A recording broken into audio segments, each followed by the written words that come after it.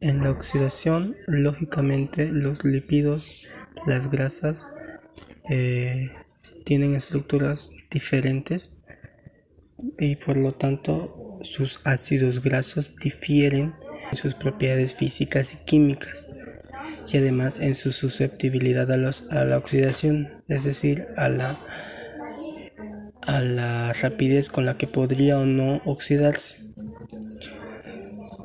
Teóricamente definiremos a la oxidación como un conjunto dinámico de sucesos con múltiples facetas.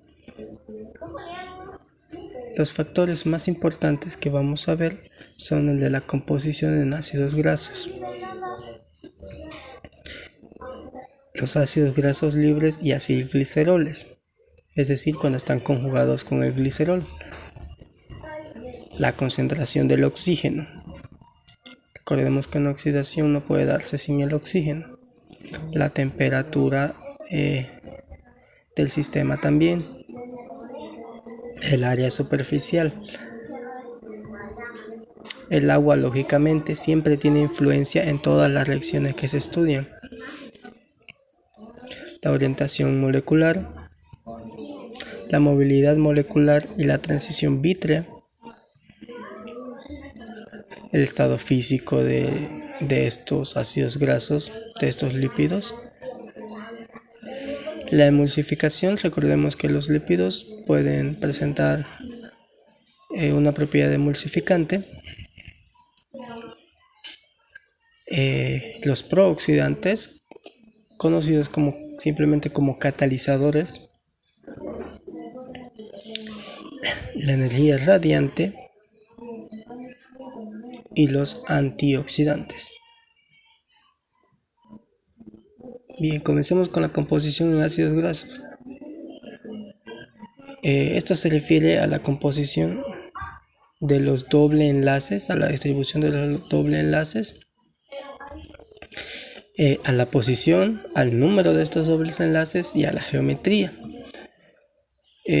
Por ejemplo, aquí tenemos 4 ácidos. El primero el ácido araquidónico, luego el ácido alfa-linolénico, luego el ácido linoleico y el ácido oleico. ¿Qué son esos números que se ven ahí? 40, 20, 10, 1. Básicamente es la relación de velocidades entre estos ácidos, de velocidades de reacción, velocidades de oxidación de estos ácidos. ¿Por qué? ¿Por qué varía? Pues varía por lo que ya les mencioné. La ubicación, que es la posición de los dobles enlaces, la geometría, esta es la distribución en el espacio, y el número de dobles enlaces. Con respecto a estos últimos, tenemos a los insaturados y a los saturados, como ya sabemos, y los primeros son más susceptibles a la oxidación que los segundos, es decir, los insaturados son más susceptibles a la oxidación que los saturados. Lo mismo pasa con la geometría y posición. Los enlaces cis son más factibles a una oxidación que los ácidos grasos trans, es decir, que estos trans son más estables en la temperatura. Eso ya lo sabemos. De hecho, tenemos conocimiento de que los cis son menos estables que los trans. Entonces, en cuanto a la oxidación, también es lo mismo. Siguiendo, tenemos la parte de los ácidos grasos libres y los acilgliceroles. Lógicamente, los ácidos grasos libres van a ser más susceptibles a los conjugados en los gliceroles, es decir, a los que están esterificados, mejor dicho, en los gliceroles fueron los acilgliceroles. En cuanto a la concentración del oxígeno, tenemos que un oxígeno en exceso nos va a dar una velocidad de reacción independiente de la concentración. ¿Por qué es así? Porque ya no nos va a interesar cuánto oxígeno exista en el medio, por esta razón la velocidad se volverá independiente de esto.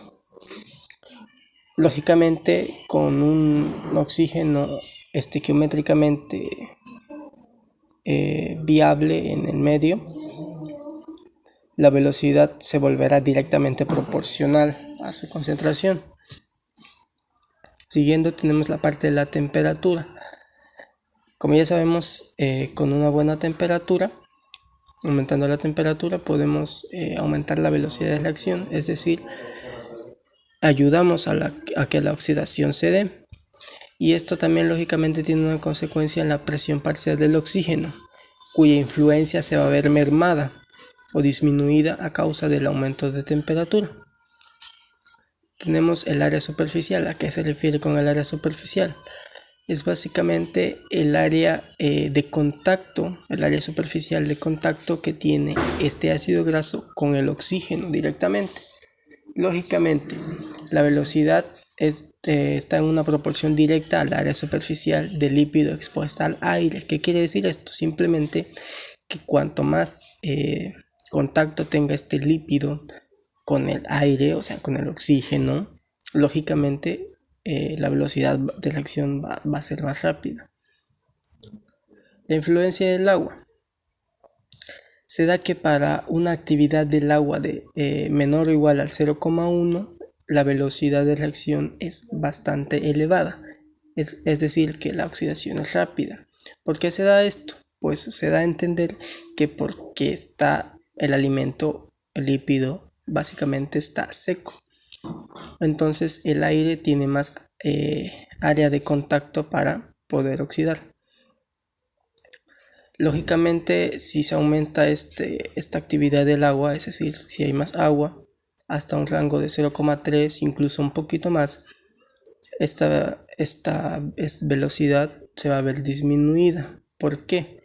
Se da a entender que es porque el agua puede, tal vez podría llevarse los catalizadores, algo así como diluir los catalizadores, diluir los radicales libres e incluso impedir el paso del aire hasta el lípido. También existe otra actividad, otro rango de actividad de agua para el cual esta velocidad que se veía disminuida vuelve a aumentar, que es de 0,55 a 0,85. La siguiente parte es de la orientación molecular. Esto tiene que ver con la parte del pH y del movimiento de las moléculas, lógicamente. Si las moléculas están orientadas de cierta manera debido al pH, esto podría favorecer o no la oxidación. Este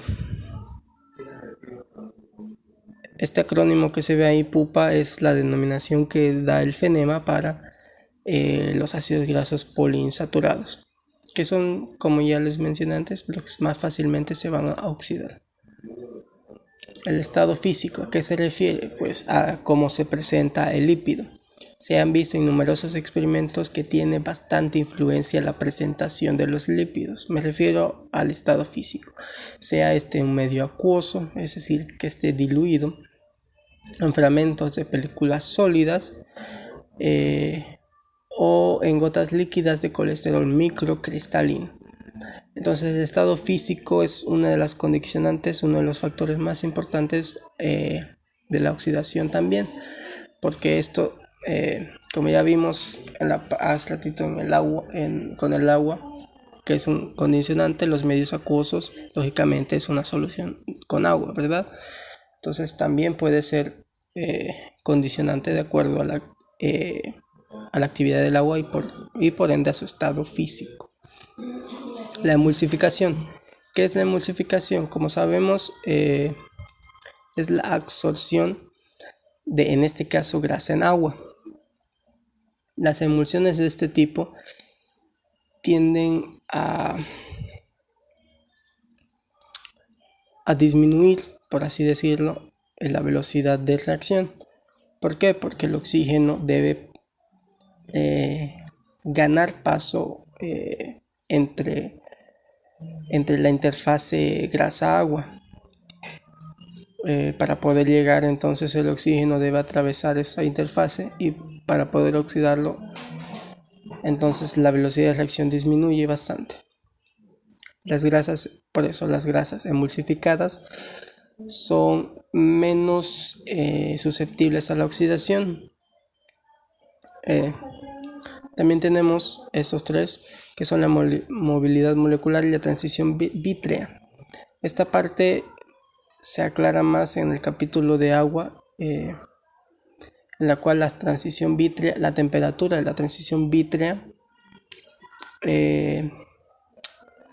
a temperaturas menores que esta temperatura, la velocidad va a ser muy baja. Energía radiante. Sabemos que la radiación ultravioleta y los rayos gamma ayudan a la oxidación, a la autooxidación. Y tenemos los antioxidantes. Pues en esta parte el FENEMA nos dice que hay un capítulo, bueno, un subtítulo, un apartado especial para los antioxidantes. Entonces no nos da más detalle. Luego, por último, veremos los prooxidantes, conocidos comúnmente como catalizadores. ¿Cuáles son estos? Son metales de transición, que comúnmente ya los conocemos, compuestos de hierro, de manganeso, de cromo. Entonces estos son catalizadores, el cual vamos a ver un mecanismo propuesto, que es el primero, es la aceleración de la descomposición de hidroperóxidos. Como ya vimos, el primer paso es la obtención del radical libre. Entonces aquí nos muestra cómo el metal de transición se encuentra obviamente con el hidroperóxido. Este metal se oxida y nos devuelve el radical libre, con el que se va a volver el reactivo iniciador.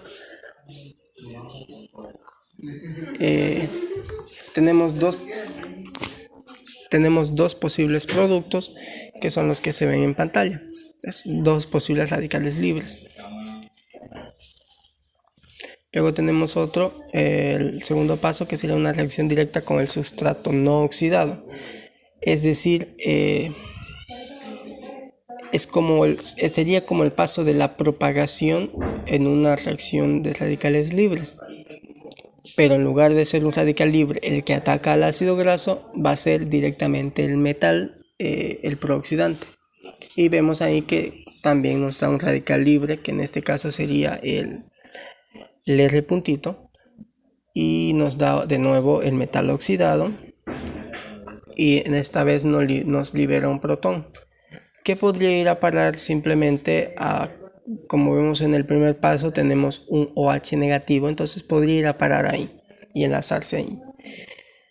Y luego el tercer paso es la activación del oxígeno molecular para dar oxígeno singlet y un radical peroxi. Entonces este paso sería cuando nuestro metal se encuentra con el oxígeno. Si se dan cuenta, en el primero el metal se encuentra con el hidroperóxido, el segundo el metal se encuentra con el ácido graso, y en el tercero el metal se encuentra con el oxígeno, en este caso, que nos devuelve en este caso un metal oxidado, y nos devuelve o un oxígeno singlet, que es el camino hacia arriba, o un radical peroxi, que es el camino hacia abajo. Entonces este es el mecanismo propuesto por el FENEMA, y eso sería todo en esta parte de los factores más importantes. La bibliografía es prácticamente del FENEMA, toda la parte teórica, y eso sería todo.